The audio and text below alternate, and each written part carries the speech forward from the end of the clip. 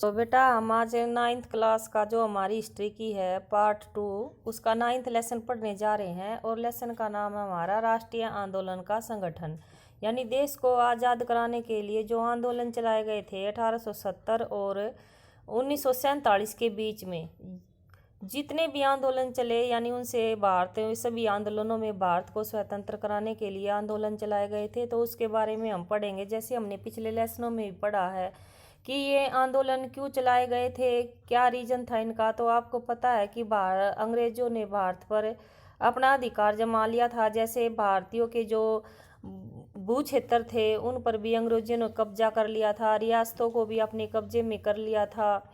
शासन को चलाने के लिए भी नए कानून बना दिए थे। और जैसे किसान थे, आदिवासी थे, उनकी ज़िंदगी में भी बदलाव आ चुके थे। 19वीं सदी में कुछ शिक्षा से संबंधित बदलाव भी उन्होंने किए। महिला की स्थितियों में भी उन्होंने वाद विवाद किया। जाति व्यवस्था को भी चुनौतियाँ और सामाजिक एवं धार्मिक सुधार। तो जैसा कि अंग्रेजों ने भारत में इन सब चीज़ों के बदलाव किए, तो भारतवासी बेटा कुछ चीज़ों से खुश नहीं थे। तो उन्होंने आंदोलन चलाए स्वयं को स्वतंत्र कराने के लिए। जैसे वो हमारी हेडिंग शुरू होती है राष्ट्रवाद का उदय। तो जैसे कि हमने ये बदलाव पढ़े, इनके बारे में सोचने के लिए विवश कर दिया है कि यह देश क्या है और किसके लिए है। और इसका जवाब धीरे धीरे इस रूप में सामने आया कि भारत का मतलब है यहाँ की जनता। भारत यानी यहाँ रहने वाले किसी भी वर्ग, जाति, रंग, पंथ, भाषा या जेंडर वाले तमाम लोगों का घर है।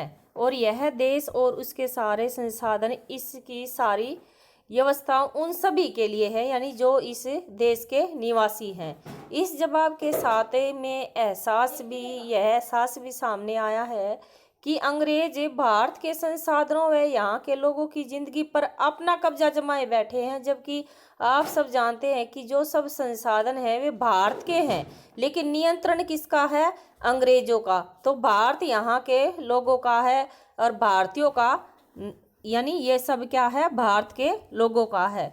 तो जब लोगों के मन में इस तरह की चेतना जागृत हुई तो उन्होंने 1850 के बाद बने राजनीतिक संगठनों में साफ दिखाई देने लगी। भाई क्या नाम है, जब भी जो 1850 के दशक में यानी राजनीतिक संगठन बनाए गए, और राजनीतिक संगठन जब बनाए गए और बैठकें वगैरह होती थी, तो भारतीयों के मन में ये सब बातें आने लगी कि जो भारत की सभी चीज़ें हैं उन पर अंग्रेजों का नियंत्रण होता जा रहा है।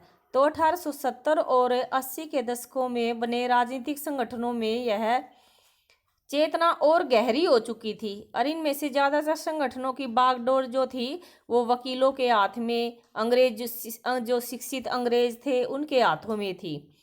और जो ये सार्वजनिक यानी जो संगठन थे उनमें से मुख्य संगठन है बेटा, जैसे पूना सार्वजनिक सभा थी, इंडियन एसोसिएशन था, मद्रास महाजन सभा, बॉम्बे रेजिडेंसी एसोसिएशन और भारतीय राष्ट्रीय कांग्रेस, इस तरह के प्रमुख संगठन थे।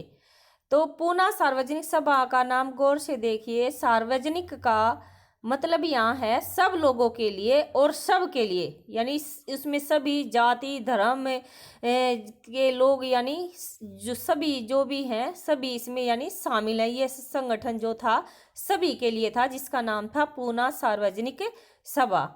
हालांकि बहुत सारे संगठन देश के खास हिस्सों में काम कर रहे थे, लेकिन वे अपने लक्ष्य को भारत के सभी लोगों का लक्ष्य बताते थे। उनके मुताबिक उनके लक्ष्य किसी खास इलाके, समुदाय या वर्ग के लक्ष्य नहीं थे, बल्कि वे सभी के लिए थे। वे इस सोच के साथ काम कर रहे थे कि वे लोग संप्रभु हो, यानी इन लोगों का अपने देश पर अधिकार हो। संप्रभुता एक आधुनिक विचार और राष्ट्रवाद की बुनियादी तत्व होता है। और ये संगठन इस धारणा से चलते हैं कि भारतीय जनता को अपने मामलों के बारे में फैसले लेने की आज़ादी होनी चाहिए। इन संगठनों का मुख्य उद्देश्य यही था। तो 1870 और 80 के दशक में ब्रिटिश शासन के प्रति यानी जनता के अंदर बहुत ज़्यादा असंतोष हो गया था। यानी जो अंग्रेजों का रवैया था उसके खिलाफ होते जा रहे थे भारतीय। एक रीजन ये था बेटा कि 1878 में अंग्रेजों ने एक एक्ट आरंभ किया। एक्ट होता है कानून, जिसको आर्म्स एक्ट के नाम से जाना जाता है। इस जो ये एक्ट था, इसका उद्देश्य ये था कि जो भी भारतीय अंग्रेजों के खिलाफ यानी प्रेस से अगर अंग्रेजों के खिलाफ कोई खबर छापती है तो अंग्रेजों ने ये लागू कर दिया कि वह उनकी जो भी क्या नाम है उनकी जन संपत्ति होगी, धन संपत्ति होगी और जो मशीन वगैरह होगी ना उसको जब्त कर लिया जाएगा। तो इस तरह से उन्होंने 1878 में, याद रखना आपने, आर्म्स एक्ट लागू किया, जिसके जरिए यानी भारतीयों के द्वारा ये जो कि ताकि भारतीय जो हैं उनकी आलोचना ना कर सके खबर के माध्यम से।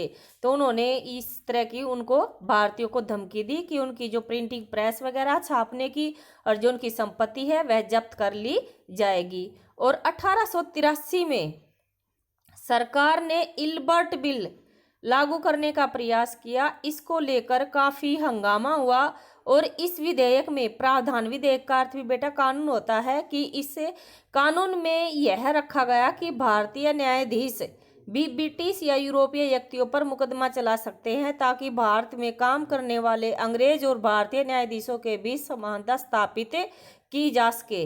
जब अंग्रेजों के विरोध की वजह से सरकार ने यह विधेयक वापस ले लिया तो भारतीयों ने इस बात का काफ़ी विरोध किया और इस घटना से भारत में अंग्रेजों के असली रवैये का यानी पता चल गया कि जो अंग्रेज हैं वे भारतीयों पर अपना अधिकार जमाना चाहते हैं। और ये बातें क्या नाम है भारतीयों को समझ में आ चुकी थी, इसलिए भारतीयों ने आंदोलन चलाए। इसके बाद बेटा नेक्स्ट जो हमारी हेडिंग आएगी वो हम कल पढ़ेंगे। थैंक यू बेटा।